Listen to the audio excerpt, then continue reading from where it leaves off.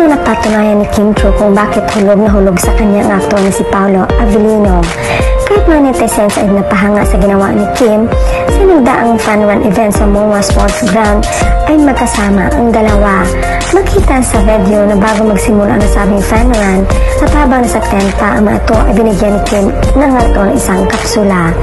Ang nasabing kapsula ay para di mano sa running. Bumilib naman ang netizen ng komento ng mga fanny. Dito kuha ni Kim si Paolo yung kahit anong oras o kahit saan aalagaan siya.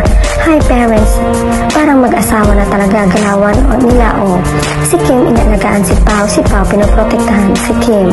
If this isn't love, I don't know what is this. Sigurado ang mga parents ni Sir Pao hindi na mag-alala sa anak nila. Same with Miss Kim, may makakasama na din sa pagtanda at may mag-alaga na din. Nawa Kim Pao kayo hanggang huling laban, Lord willing, ba't ang ganda at sarap sila panoorin. Inamas ko talaga ang mga ganap kahapon ni maliban doon sa stress si Pao. Sweet ni Kim, sana kayo na at swerte kayo sa isa't isa. Ikaw Paolo Avellino, huwag mong payakin si Kim Chiu. Chewable vitamins time baby for energy. Oh gosh, talagang asawa ko din talaga. Ganyan talaga ang mamises. Tayo ang reminder book or else ang mamister don't care sa mga doctor order or anything about health. Akala niya they are invisible, untouchable. Ang mga misis naman hindi pwede yan. Sila ang boss, reinforcer. Good job, Jenny.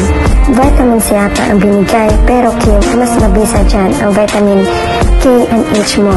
Kiss at hug mo lang. Triple na ang lakas ni Pao. Vitamin C everyday yan need ni Pao. Yan kasi lagi sakitin like cold.